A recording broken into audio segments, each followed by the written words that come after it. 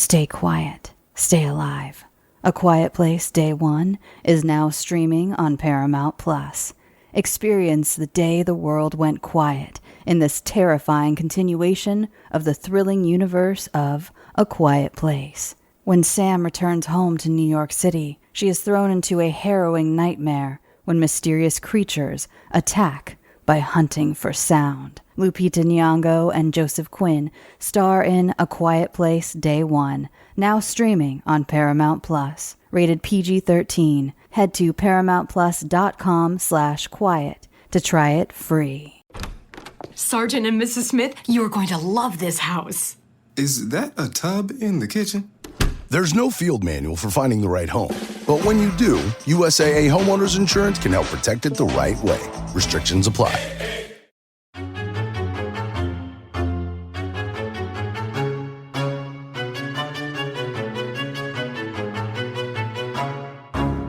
Slashers, huh? What's your favorite scary movie? Not that one.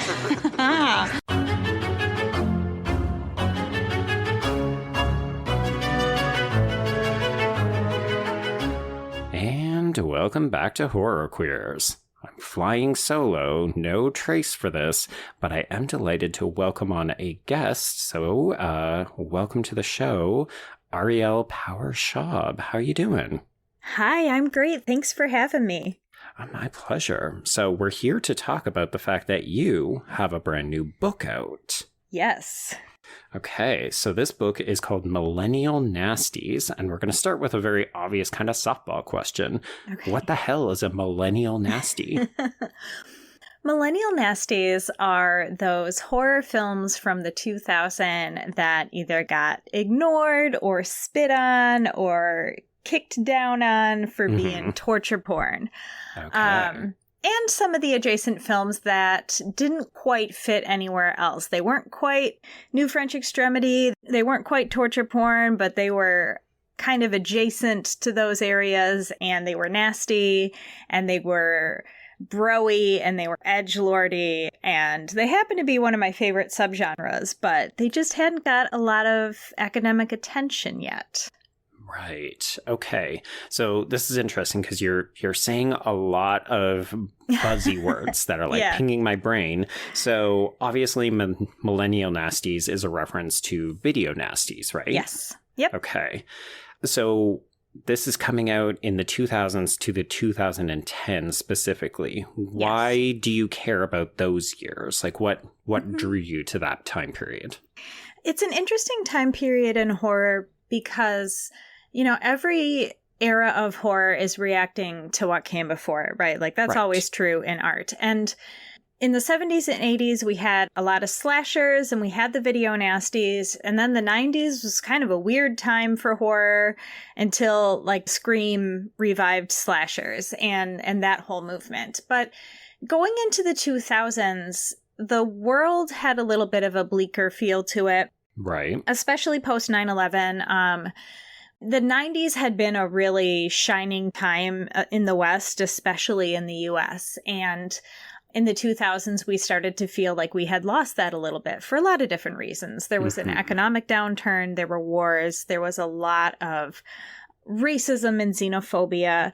And the horror of the time reflected that. And so we started to get horror films that were a little bit more violent, brutal, hopeless. They didn't have that fun, glossy look of 90s slashers. They had a really gritty, dark look to them.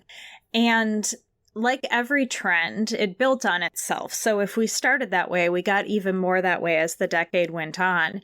And it's such a really specific time period because it doesn't look like anything that came before it or really after it. You know, right after the Millennial Nasty era, we started to go into like some slower, thoughtful horror where stuff wasn't happening on screen as much. There was more metaphor. We're not going to use the E word. I'm not saying it. You know I'm not. I'm talking around it. But exactly that. And so this time period in the 2000s is just, it was sort of like quick and burned out bright of just really nasty, bleak movies. Yeah, and folks, of course, if you haven't read the book, you can probably imagine at least a couple of the titles that Ariel is talking about. But I do want to come back a little bit to this definition, because you spend quite a bit of time going through individual films and different franchises. You've categorized them. We'll talk about all of that. But, you know, just in short reference, are there certain elements that you think more strongly identify or categorize a millennial nasty?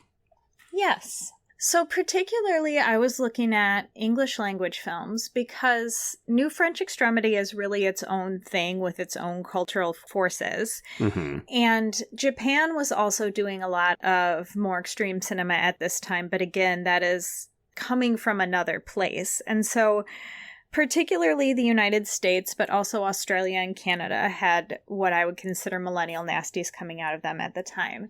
And some of the features of a millennial nasty, I would say, are a lot of it has to do with the look. So a lot of gritty, grainy filters, a lot of blue and green and yellow. You know, like if you think about how blue the first Saw movie is and how green some of them get, that is quite a feature of the time. I would also say a lot of on-screen violence.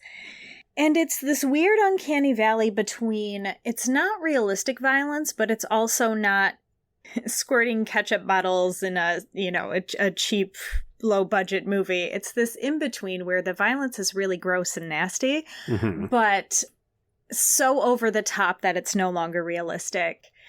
I would say they often have sort of bleak and hopeless themes. They can have happier endings, but it's sort of like at what cost? Like, okay, who's the happy ending for when we get to it? Right. So they really reflect the feelings of hopelessness, of anger, of fears at the time. A lot of fear of the other, a lot of fear of your home being invaded, which was very prevalent in the United States at the time. And economic fears as well. So the aesthetic, the themes, and just the type and the look of the violence are all factors. Okay, let's talk about the violence, because I feel like one of the places people naturally go to when we're talking about 2000s horror is they are thinking about that era of torture porn, right? And your book begins with the Saw franchise. You're touching on things like Hostel, Turistas, and that kind of stuff. So, like, is this a subgenre of torture porn? Is it acting in conjunction with it? Like, how do you distinguish between the two? I would like to just replace the term torture porn with millennial nasties, if I can be so bold. I don't think torture porn is, like, aside from it being lobbed as an insult, even if we reclaim it as fans and say we're okay with that phrase, I actually don't think it's accurate. And I think the movies that you might begrudgingly say, like, yes, I count this as torture porn, it leaves out so many other movies of the era that then don't have a home in a subgenre. Whereas if Millennial Nasties is a little bit of a broader term, we can bring in movies like Final Destination, and we can bring in movies like May and Hatchet, and things where you might not say, well, this is definitely torture porn, but it's also a part of this 2000s, you know, whatever was going on in the horror soup at the time. Right. So I'm just going to say we're calling them Millennial Nasties now. Yeah, I mean, I think the other distinction is that you're talking about an entire decade, right? So in some ways, it's quite a larger project than something like torture porn, which is a bit of a burns bright and then fades out quite quickly. You know, it's like a 2004 to arguably like maybe even mid 2000s, like it creeps across the decade mark. But then we also have to think about like cyclical elements like the rise of J-horror, the paranormal activity films, and your book doesn't touch on those elements. No, not at all. I mean, there's a lot of great horror movies from the 2000s that aren't in my book at all, because I don't think necessarily any horror movie that came out at this time was doing those things.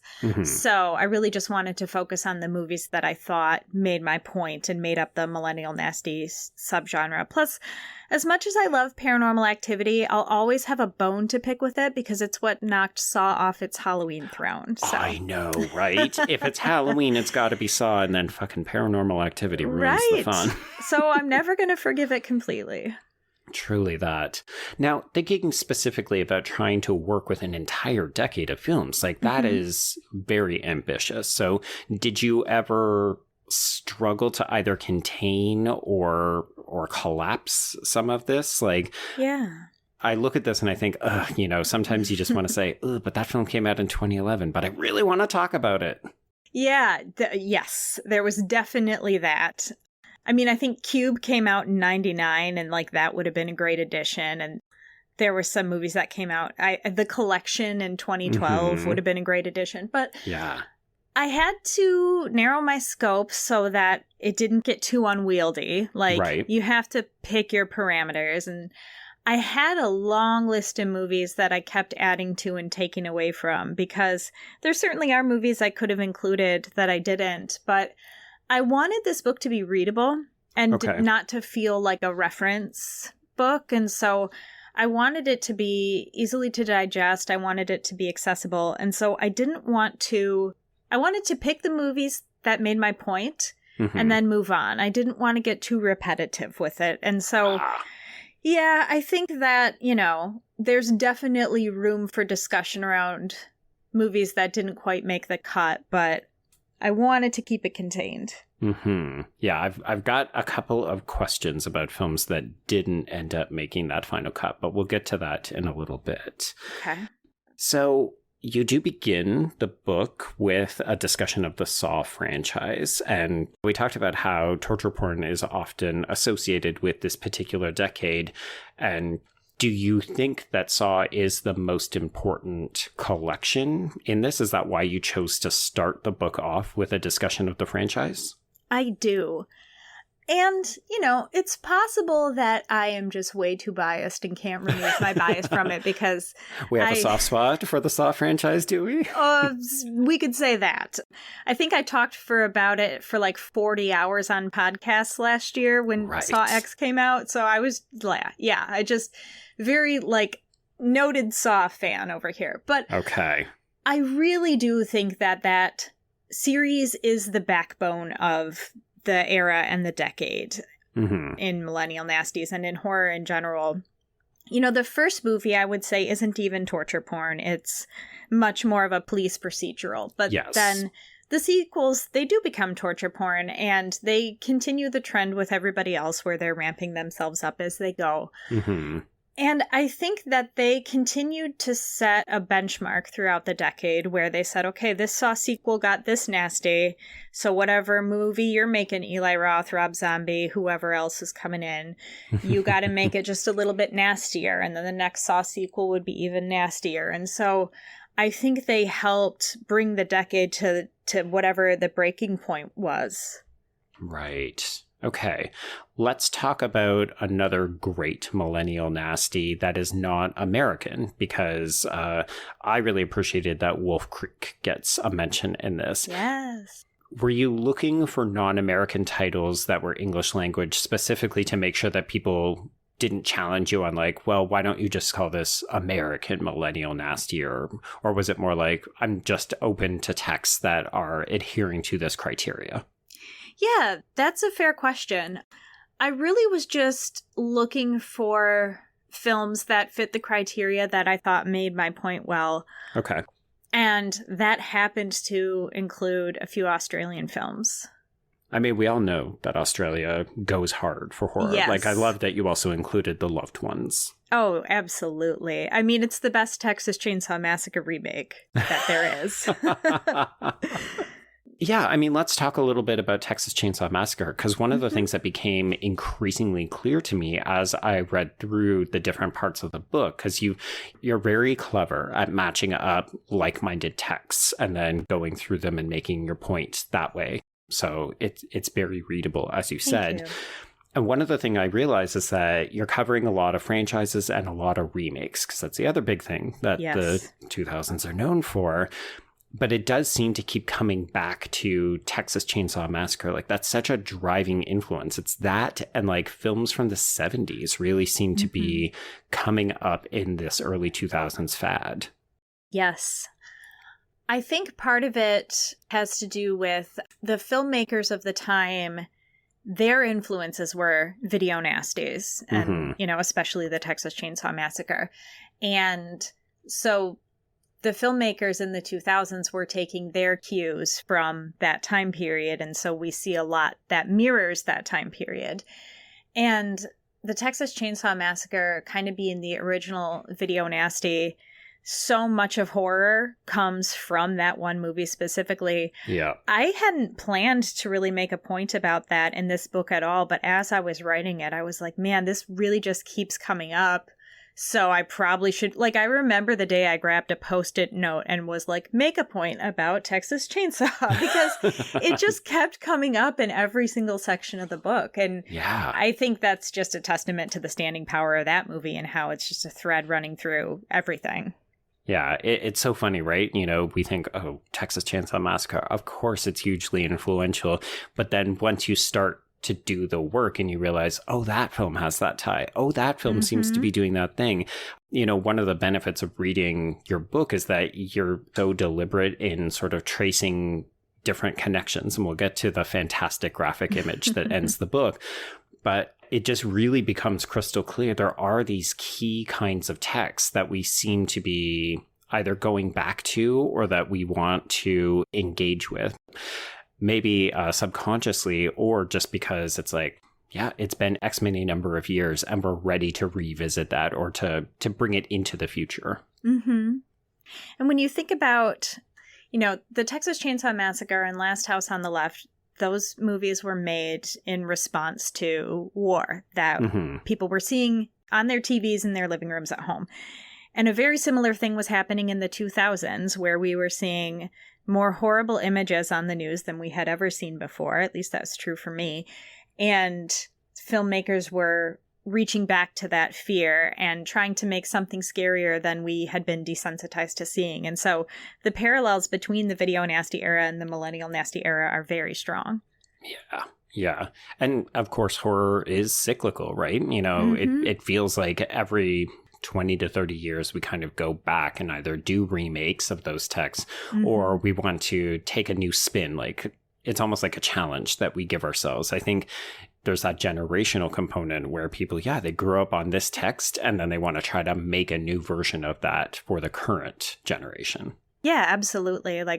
Rob Zombie's a filmmaker I cover in the book a lot, and he's never been shy about sharing his influences from the 70s. And so you can really feel those in his films. Yeah, absolutely. Okay, so let's talk about some of the things that don't end up making the book. You're very clear in the introduction that you're not going to be touching on New French Extremity or extreme cinema, as we talked about. And I wonder, was that something where you said these are kind of off the table early on, or was it something that you initially considered and then decided as you move forward, no, this is taking up too much space, or, other people have done it well. Like you say, go and check out Alex's book, or go and check out Zoe's work on extreme cinema and so on. Yeah, I really felt like it had just been done really well by others. And so it was never on the table for me. And that's not to say you can't write about something that's already been written about. But I really felt like, okay, Films of the New French Extremity by Alex West, there's the thing you want if you're looking for it. And I felt like if I opened it up to be about a global project and covered many countries, I thought that the scope was going to get away from me and maybe I would never finish writing it. Right. And so early on, I set between 2000 and 2010, and we're doing English language. And part of that was just giving myself an assignment I could finish. And part of it was there's not another book. I haven't found another book like mine. And there are some that are similar, but before I pitched this book to the publisher, I went and looked for other books like this and I couldn't find it. And if anybody knows of them, please tell me because I'd love to read them. The only one that really came to mind is, and I'm probably going to butcher the name because I can't remember it off the top of my head, but there's, I think, a book on horror films in the 80s called American Nightmares. And it's actually structured quite similarly to yours, where it is interweaving the sociocultural elements with the Reagan era politics, as well as, we were really worried about the demise of the nuclear family. So we were seeing a lot of divorced people in 80s horror. So I actually felt like that was a good companion piece. If people have read that, or if they like your book, they might consider going and checking that one out. Yeah, thank you. That is an awesome comparison. And regarding 2000s horror, I do like Screams for a New Millennium by Adrian Rowe. That one is less analysis and more like interviews and behind the scenes, but he covers a lot more films than I do. Right. And then there's a book called The Cutting Edge, which is specifically about the Saw franchise by, I believe her name is C.J. Patton. I might be getting that wrong off the top of my head. But another book that really was a deep dive analysis of 2000s horror, other than Films of the New French Extremity, I just didn't find. I mean, that's the point of pitching a book, right? Is you're looking to fill a void or a gap in the knowledge. And I mean, I think one of the things that's really nice about your book is that it has a certain heft to it, but like it's a paperback and it's of a reasonable length. So like I could sit down and read a couple of chapters, but it's not so short that I didn't feel like you were doing a good general, overview of like, I wanted that title to be talked about, but if it's not in there, there's like a good comparative film that deserves to be swapped in. Thank you. That really means a lot to hear. I really wanted this book to be readable. I didn't want it to be the kind of book where you buy it hoping to one day read it and then it's too dense and so you never do. This is a great paperweight. I love having it on my desk. Maybe one day I'll read it. Well, it took me longer than I would like to admit to get through Men, Women, and Chainsaws, and that's an academic text. Yeah. So like that is doing a different thing than my book, and that is wonderful. But I was like, I want people to like actually read this and tell me what they thought of it, so I need to make it readable. No, I totally understand that. Yeah. Okay, I've got two other questions. So you mentioned this other text that is got a lot of interviews and that kind of stuff. And that's not the route that you go in. So you're very good at saying, here's a couple of texts that seem to speak to each other, or they make for good sort of partnerships. And you'll give an overview of it. And then often you're weaving in a little bit of your own sort of personal reflections or why this qualifies as a Millennial Nasty. How did you come to that structure? Well, analysis is my favorite style of writing. I do write reviews, and I have done interviews. I think I'm not that great at interviews, so I haven't done a lot of them. It's tricky. It's a skill. And so analysis is my favorite way to write, and I was writing a lot like that for Ghouls magazine at the time, RIP. Right. Most of the pieces I wrote for Ghouls were deep dive analyses on horror films that I loved. I wrote 3,000 words on the Slumber Party Massacre series and second versus third wave feminism. Okay. So, right, like that's what I like to do. And so I knew when I wrote Millennial Nasties, some of it was going to be personal, but I also wanted to take a cultural historical lens. And I really wanted it to just be picking apart the movie's themes and placing them, where does this fit in history and why was this happening at the time? I didn't want it to be behind the scenes. That's just not what I wanted to write. And ultimately, I'm very lucky because this book is just exactly the way I wanted to write it. Oh. How many first-time authors get to say that? Yeah, exactly. I don't know. I don't know how I'm sitting here with this book in my hand, but here we are. There you go. That's lovely. Yeah. Okay, well, let's end on another sort of fun note. Your book does end with a delightful flow chart that you call the Saw-peration chart. What is that, and how did that come about? Oh my gosh. Thank you for acknowledging it, because it took a lot of time. So this is the 6 Degrees of Saw-peration, which I was way too proud of that name. And in it, I have an infographic or like a flow chart, like you said, that connects every film that I discuss in the book. There are 40 films. I connect all of them back to Saw in 6 moves or less. And so what I mean by that,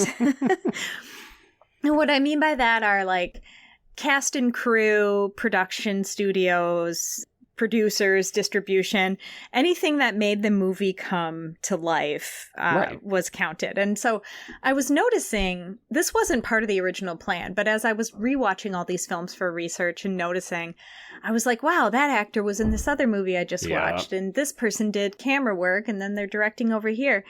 And so I started just kind of noting all of that. And then I went full Charlie and It's Always Sunny in my basement. Mm-hmm. And I made like a chart where I just started sort of connecting all the dots. And then I was like, okay, I think this is cool. I don't know if anyone else is going to think this is cool, but I'm going to do it. And then I was like scrolling through IMDb like an investigator looking through microfiche in a horror film, like late at night with a glass of whiskey, just looking for all the connections I could to make them all work. And so, yeah, way more time went into it than was probably necessary, but it was a really fun project. There you go. It's one of those things where you think, this is productive procrastination. I don't need to do this, but I'm enjoying it. I just wish it didn't take quite so long.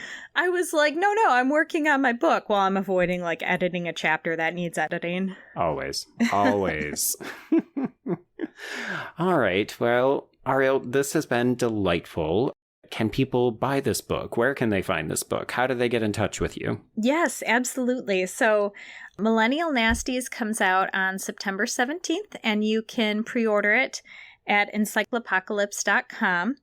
And it is available internationally through Amazon and other retailers. If you go to the pre-order page and scroll down, you'll see international options. And if you don't know how to spell encyclopocalypse.com or you don't remember that, you can find links to it on all my socials. I'm on everything at Ari_Hellraiser. So you can find me there.